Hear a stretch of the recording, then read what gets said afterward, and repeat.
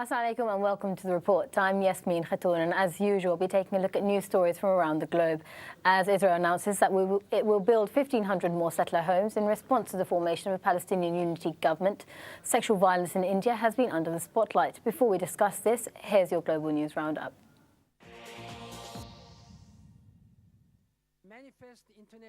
A United Nations report says that there is ample evidence that both sides in the conflict in the Central African Republic have committed war crimes and crimes against humanity. Although it is too early to speak of genocide or ethnic cleansing. Human rights group Amnesty International objected to the findings. They say that the report was ignoring the fact that the massive displacement of the Muslim population in the country is not simply a consequence of the violence there, rather its goal. They say that Christian militia fighters have made no secret of their intent to kill or forcibly expel all Muslims from the areas under their control. The Central African Republic descended into large-scale religious conflict last year. Thousands of Muslims have been killed by Christian militia, with tens of thousands fleeing the country.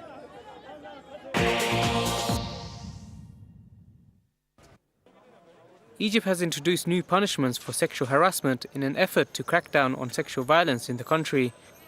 In a decree issued by outgoing interim President Adli Mansour, sexual harassment is now a crime, punishable by up to 5 years in jail. Human rights campaigners have described the extent of the problem in Egypt as horrifying. A United Nations study in 2013 has said that 9 out of 10 Egyptian women have experienced some form of sexual assault. Incidents have soared in the 3 years since the 2011 overthrow of Hosni Mubarak. Some commentators have said that the new laws were of no value as they gave judges the right to choose between a fine or jail sentence. They said that the punishments were not enough for cases involving sexual assaults by mobs.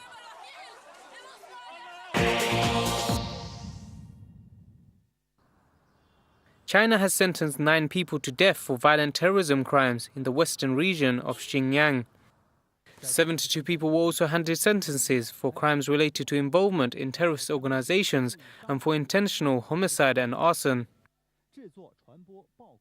在这23起案件中，涉组织领导参加恐怖组织罪、故意杀人罪、放火罪、非法制造、储存、运输爆炸物罪、抢夺枪支罪、故意伤害罪的有13案68人。 涉煽动民族仇恨、民族歧视罪、传授犯罪方法罪的有10案13人。 The verdicts come as the country is engaged in a nationwide crackdown on alleged separatist fighters in the region.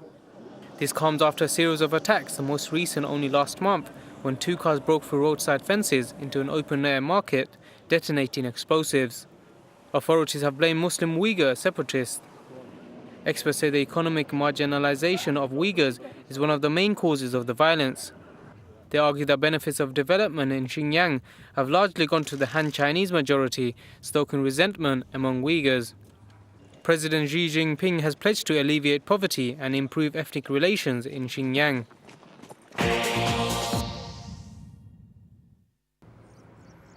Israel has announced that it will build 1,500 more settler homes in response to the formation of a Palestinian unity government. The new homes will be erected in 7 settlements in the occupied West Bank. The Palestine Liberation Organization said that the Israeli move indicates the end of the peace process initiated by US Secretary of State John Kerry. الآن وقد قضت إسرائيل على مبادرة كاري الآن تحاول فرض إسرائيل الكبرى على أرض فلسطين بخطوات أحادية مدروسة وإلقاء اللائمة على الجانب الفلسطيني. يعني هذه قضية مفضوحة، قضية أن حكومة الوحدة الوطنية تتطلب رداً إسرائيلياً استيطانياً لأن إسرائيل تنفذ مخطط استيطاني متكامل للقضاء على حل الدولتين، للقضاء على إمكانية إقامة الدولة الفلسطينية قابلة للحياة. Palestinian President Mahmoud Abbas struck a reconciliation deal with Hamas on Monday, leading to a unity government formation. Israel immediately urged the international community not to engage with the new Palestinian administration. Israel does not recognize Hamas as a legitimate government. Israeli settlements built in territory it captured in 1967 are illegal under international law.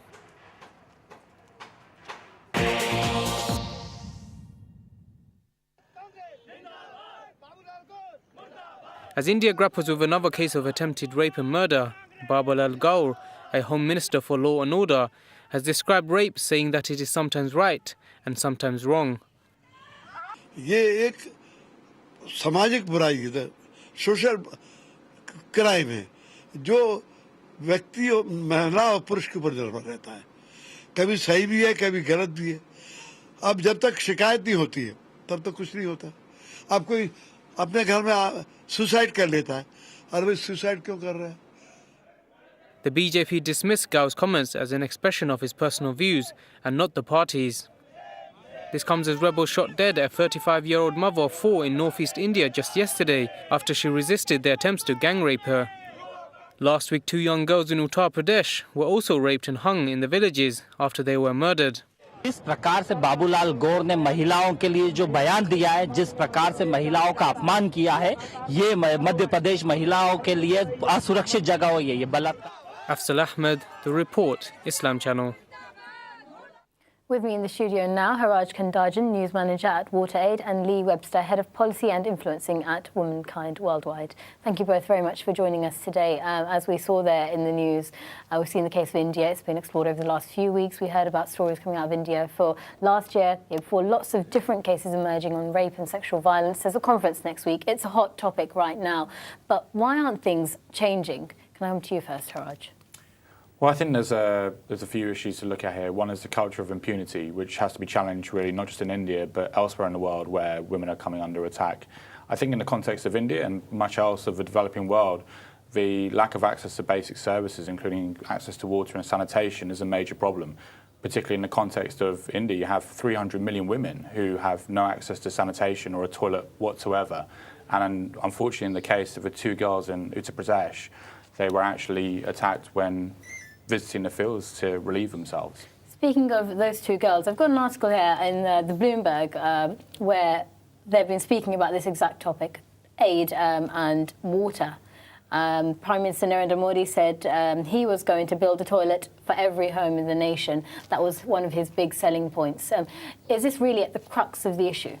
I think really what's the crux of the issue is, the society. I think, there's really it's more an issue of power dynamic between men and women, which is the root cause of all this violence. But ultimately, the lack of access to these services can make women much more vulnerable. And I think, that's really the element which we're trying to address through the work that we do in India. Power dynamics, men, women, their relationships, lots of different things that have come about. I know there's a big conference taking place in London next week that you're going to be speaking at. But we had a minister come out in India saying boys will be boys. Yeah, this is really distressing to hear, and especially hearing people in positions of power saying sometimes rape is right, sometimes rape is wrong. Rape is fundamentally wrong whenever and wherever it happens, and it's a fundamental violation of human rights, and in particular women's human rights. And there's no blurred line on this whatsoever. This was picked up by The Guardian and lots of other different papers here in Britain. The Guardian saying, quoting Babalal Gaur, who's the Home Minister responsible for law and order, who said, this is a social crime which depends on men and women. Sometimes it's right, sometimes it's wrong. Rape is reported in India every 21 minutes on average. If cases are being reported, they're saying only, a tenth of cases are actually reported. Why aren't they being dealt with? Underreporting is a massive problem for a start. So like you say, we don't know the full extent of the problem. And also impunity, so women's access to justice, being able to go and report a crime in the first place to police who are used to dealing with women, are gender sensitive, have women police officers so women can report in safety. And then how to access the court system. If women have to give up their productive work to take a day to go to court, have to pay fees and transport to get there, all these are barriers to really accessing justice. But as you say, violence against women, the crux of the matter is underlying inequality and the difference in power relations between women and men, which leave women living in a subjugated position in all societies, certainly not just in India. Well, that's what I was just going to bring in there. Now, this isn't a case that's isolated to India. We've seen numerous cases in a number of countries all over the world, whether they be conflict regions or not. Now, what's being done on a grander scale to try and improve the rights of women and make it an easier thing to do for women to come forward? Globally, there are human rights networks that protect women and protect us all. We all have the right to live a life free from violence. And then the Global Summit next week that's being led by the the UK's Foreign Secretary, is a really important moment to bring together different governments and say, OK, what's going to happen? What can we do? What steps can we take to actually start to tackle violence against women and sexual violence, in this case in conflict, but we must stress it's not just in conflict. Violence against women happens everywhere. So what we're really saying is let's look at this in a really broad way, tackle the problem holistically. Haraj, you brought up poverty earlier. Now, the Express bring up something saying the distraught parents claimed officers refused to help and did not act for several hours after the two girls that we mentioned earlier were reported missing. Now, the caste system and poverty, does this all play a part? I think in the context of India, yes, it does. I think, the caste system is, again, an example of where, unfortunately, certain groups are much more marginalised. And actually, when you're looking at the issue of kind of violence and sexual violence in particular, that issue of marginalisation, those vulnerable groups are, again, part of that kind of power dynamic that exists. And I think, again, it's that issue of keeping people away from recourse to justice. And also, I think, as we saw to a certain extent in this case, that the police didn't appear to act very immediately in the context of this. They seem to be able to dismiss this. And I think, this is a problem when you're dealing with caste infrastructures or structures in society. Does there need to be more training for some of these officers who are then having to deal with these cases? Now, these are happening quite commonly. Yeah, absolutely. But we have to look at the highest levels of decision-making and why women's lives aren't valued. This is not individual police officers. It goes to the very structures of society. So, of course, police need to be trained in dealing sensitively and dealing well with women who report rape and sexual violence, but also having people in positions of senior political power saying that sometimes rape is right, sometimes rape is wrong, only goes to reinforce beliefs that violence against women is somehow acceptable when it never is. When Lee just mentioned a few different things. They're talking about value and valuing women's lives. I know in terms of women toilets and these sorts of issues that you're dealing with at WaterAid, is this something that you find that women are having to deal with more so than men? I think, yes. I think, in the context of looking at the wider situation, 1 in 3 women around the world lack access to a basic toilet. And, over 500 million women in the world have no sanitation facilities, no toilet facilities whatsoever. I think, it's just a degree of, human biology, but also the vulnerabilities that, women find themselves in this particularly vulnerable situation. I was reading through some of these pieces that came up, and they were talking about how young girls would go together to make sure that they weren't alone where they were going, and that men would almost loiter around these areas that they'd go towards. Now, if this is a known factor, I mean, one of the mothers, of the girl came out and said, well, it's all very good and well saying you're going to come and build a toilet now. My daughter's already dead. If you knew that these men were loitering around these areas, why wasn't enough being done? Exactly, and that's why in all development initiatives a sound gender analysis needs to take place. So we actually look at what's the impact of this on men and women, how are they going to experience this differently. So these sorts of things need to be factored in. But I think what you picked up on a really important point as well, that girls go together to protect themselves, and that touches a little bit on women's collective organising, women coming together to have a voice and saying enough is enough. And they often do that together for protection, but also to speak, to have a stronger voice and to Speaking get people to each other. listen to them. Yeah, exactly. Okay. Yeah. Well, we'll come back to this and some more, but we've got a short feature now. With rape and murder in India causing international outrage, the Dalits community, considered lowly in the Indian caste system, came out to the streets to protest against the murder of 2 young girls in their community. With more in the story, here's Afzal Ahmed. Of Dalits in the Uttar Pradesh province, protesting against the spate of recent crimes against women in their home province. Voicing their concerns against the recent rape and murder of 2 girls from the community, they have been demanding that the perpetrators be hung. और ये demand कर रहे हैं कि ये जो बलात्कारी है, जो बदायूं के बलात्कारी है और जो जज के साथ अलीगढ़ में कल घटना हुई, उस ऐसे जो बलात्कारी लोग हैं, इनको फांसी की सजा सुनाई जाए, ये मेरी डिमांड है. The young girls from the community went missing last week when they went out to relieve themselves. They were found hanging the following morning from a mango tree in a nearby orchard. Evidence found them to be gang raped. The rape underscores the enduring culture of sexual assault in India and the capacity for appalling violence between Hindu castes. 4 of the 5 suspects arrested in the case are from the powerful Yadav community, a landowning Hindu caste that holds political sway in Uttar Pradesh. The Dalits, in contrast, are considered one of the lowest castes in India's caste system, facing much discrimination. Protesters brandished slogans and burned effigies of Uttar Pradesh's Chief Minister, Akhilesh Yadav, who they consider responsible.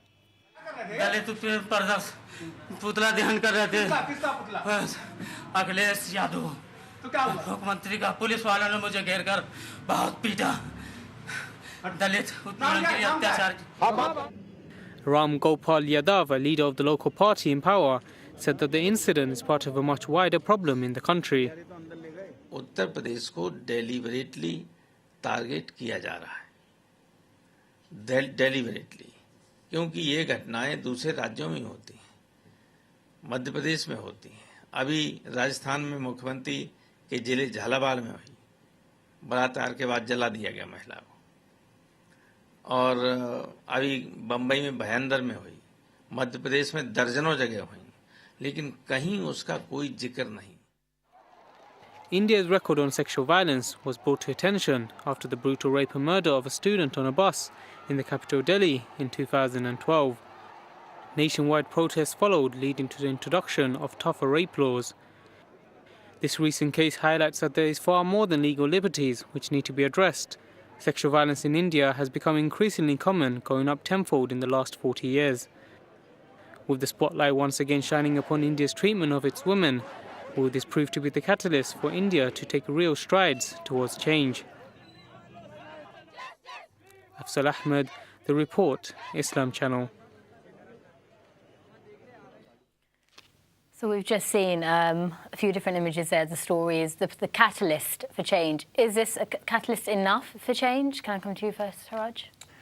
I think we'll have to see. I think in the context of India, we do have a new government in place, which has just been elected. And I think, this is a real opportunity for the Indian government to show that it wants to make a break from the past, that it actually does want to do things differently. It's going to be tough, though. I think, part of it is around the laws, the regulations that need to be in place. Part of it is around the basic infrastructure that people need to escape from poverty. But then a larger part of it is looking at society and actually dealing with those kind of quite monumental changes that need to take place in the country to fundamentally shift this power balance between men and women. Lee, have we seen enough? I think if there's something that's heartening from these stories, it is about the role of women in coming out and demanding safety. And often women are leading protests after such violence and demanding new laws, and then actually monitoring the implementation of those laws, because of course laws are one thing and implementation is quite another. But there has been extensive research that shows that the single biggest factor in actually reducing violence against women is not how a government acts, it's not how many women are in a parliament, it's actually having well-funded, strong women's movements who can actually organise and mobilise and hold their governments accountable to bring about laws and implement those laws to protect women and girls. There's a really interesting article here in The Guardian where we've got the headline reading, "Behind India's shocking gang rapes lies a deep crisis among young men." Rape has gone up tenfold in the last 40 years. Is she right? Well, I think rising violence against women is it's a huge crisis, and we're seeing all over the world really high rates of violence against women. As I said, it's not a problem in India. And I think we need to tackle the root causes of that violence, the gender inequality, the power imbalance between men and women, and we need to change attitudes and behaviours, and the sort of attitudes that condone violence against women and make people think that to hit your wife it's okay, for instance. Well, one of the things that the writer brings up here is blame mentality towards women. A woman's wearing a dress that's too short, she's not dressed adequately, she's not speaking adequately. Is this a common case? I think there are various excuses or reasons given for violence against women, but there's never any justification for such a gross violation of women's human rights. And I think we just need to be really clear on that. Nothing that a woman wears or says or does is ever a justification for violations against her or for rape and sexual violence. Can I come back to you, Haraj? Now we're speaking about poverty alleviation, a new government coming in, time for action. Modi has said he wants to act, he will be acting, he's going to be building these toilets. How soon will these changes be taking place? How soon do we want these changes to take place? And what a difference do you think they will make? Well, I think, really immediately. I think, the Indian government is looking at its budget for the forthcoming period in July.